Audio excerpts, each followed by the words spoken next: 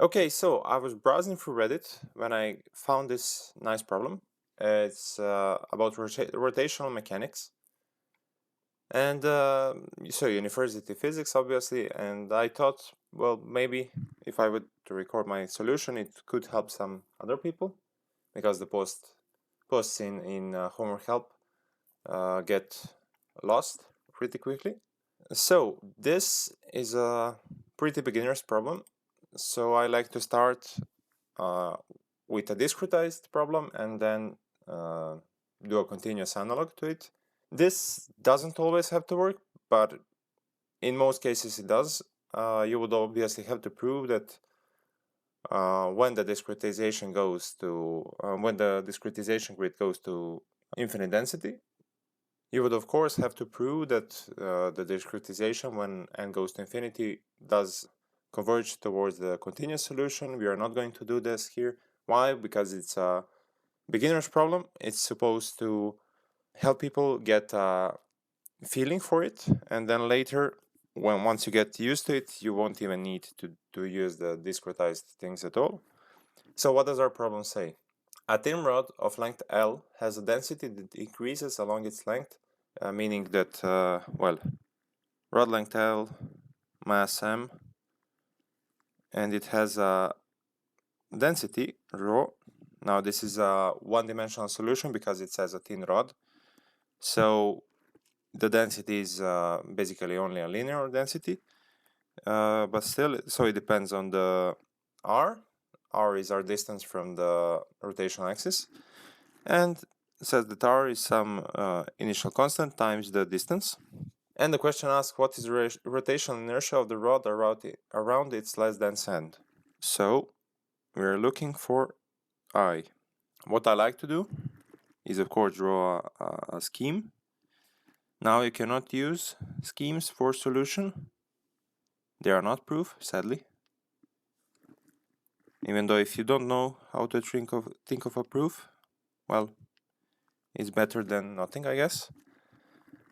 And yeah, so the blue line will be our rotational axis. You don't have to really worry about it because it's because the rod is thin, it has only one dimension, so the orientation of O, it just has to be perpendicular, but let's not get too much into it. So let's say our rod is made out of many equidistant pieces.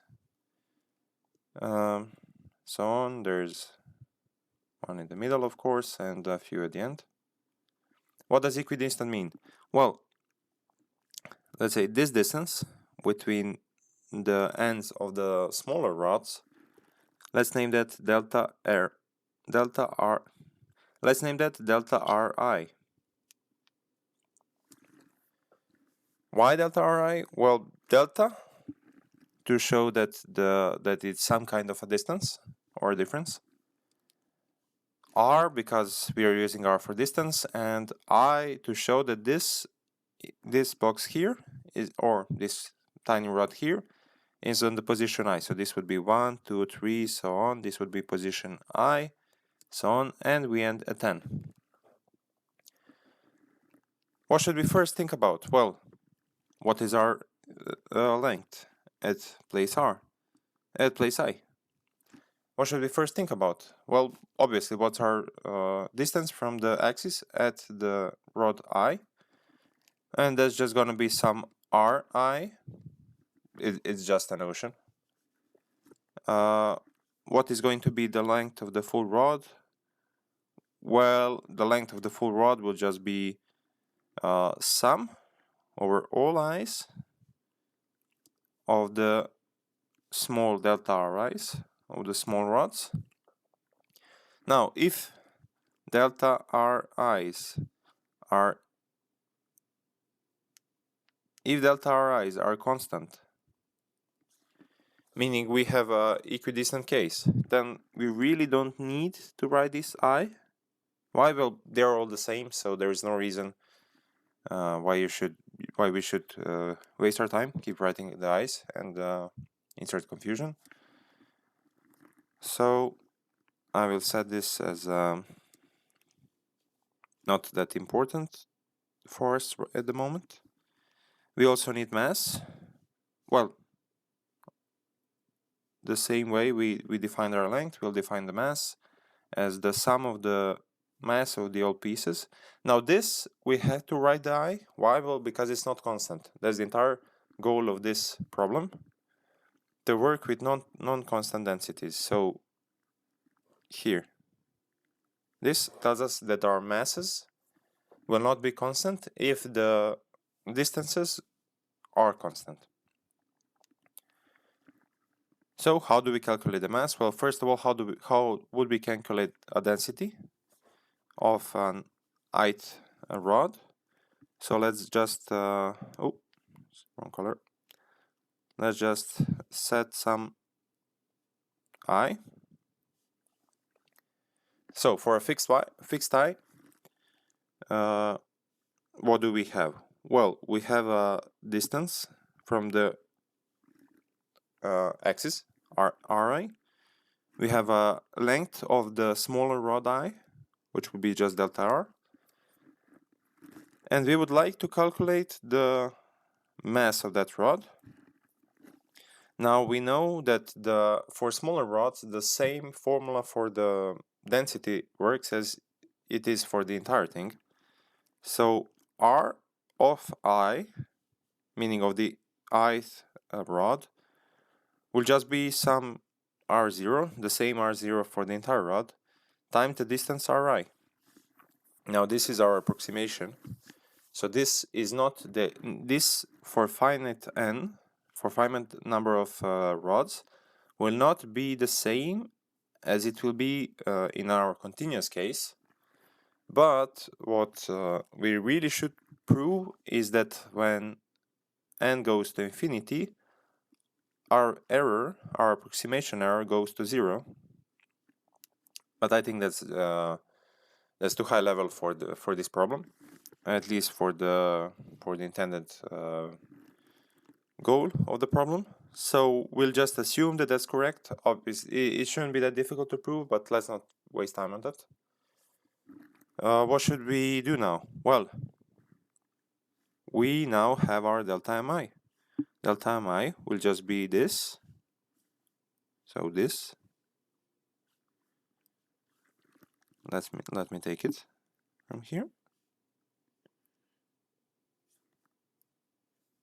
Times, well, if we have a small rod, this is rod I, we have its density, which is this. So this would be our density, as we just stole it from here. What do we have to multiply it? Well, with the length of the small rod I. Length of the small rod I is the same length as for all small rods. It's just delta R. And there we have delta mi. Now we can plug this into the m to get the formula. M will be equal to sum of 1 to the n of delta me, and delta me is just this. Well, I shouldn't have copied it, but never mind. And let me just paste it in here. And there we have it. That's our formula for the mass. Now, formula for the mass, formula for the length, we're all good. What will be the formula for the rotational inertia? Well, as we should know at this point. And if you don't know it, please stop the video, go take your textbook, try to find out why this is the reason, but try to really understand it. Don't just learn it by heart, because you will forget. Really, you have to understand what is going on. I do not want to waste time on that right now. And yeah, it's just gonna be Ri squared times the small mass pieces. And I will not plug this in. Of course, you can plug the delta mi in. Actually, let's just do that. let's just do that. Let's do it in red. That will just be re squared times this, meaning times one more re times rho 0 times delta r. Now this can just become re cubed times r0 times delta r. Cool. That's inertia for a discrete case. Now we want to change that. So we let n go to infinity. At the same time, all delta r's will go to 0.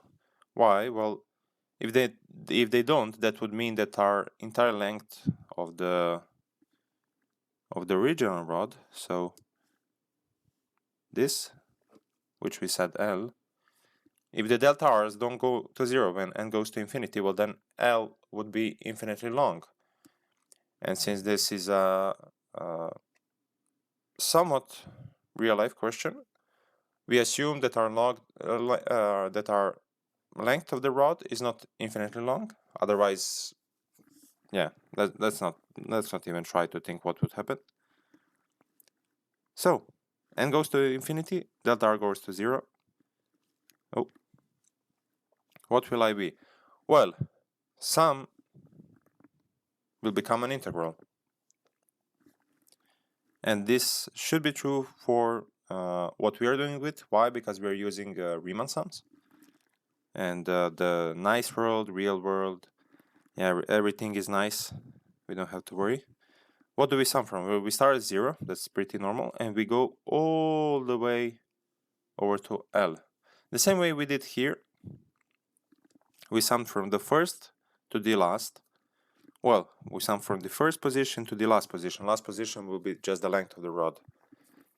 If you want to try to visualize this, try imagining these little rods started to split themselves in two. So 1 would become 1 and 2, and then this would become smaller and smaller in every single direction. And then try to ask yourself, okay, what will the last box be when that goes to really, really infinity, when that doesn't stop? Well, the last box will just be the L, the end of the rod. Back to our inertia. So we are here. RE cubed becomes R cubed because we are no longer dealing with discrete things. Then we have the constant, which is just constant R0, or sorry, rho 0. And then we have delta R. Well, delta R goes to 0, so we write the infinitesimal R, meaning dr. And now this is integral, pretty easy, pretty standard. You should be able to solve this by your own. This will just be r to the power 4 over 4, evaluated over from 0 to L. And, well, 0 to the power of 4 will just stay 0, so we only really have L to the power of 4 over 4. And now we have one more observation to make. Let's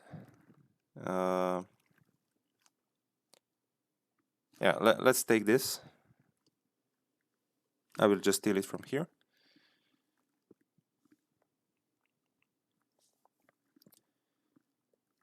Okay, so what will happen to this? Well, as n goes to infinity, mass will become an integral over 0 to L, same reasons. Rho 0 times r times delta r becomes dr. Well, this is only really r0 L squared over 2. Why L squared? Well, the same reason this r became L. I just skipped a step. And now let's notice this. We have r0. We have L to the power 4. What is L to the power 4? Well, that's L squared times L squared. And what's 4? Well, 4 is just 2 by 2. Hopefully you know this. So we have this in the expression and we have this here, meaning we get a really nice result that I is equal to m L squared over 2. And that is our solution. Okay, so there we have it. That's our solution. Thank you so much for watching. If you want to find more questions like this, if you want to ask me anything, or if you would like to get my tutoring classes, please join the Discord. Invitation link should be in the description.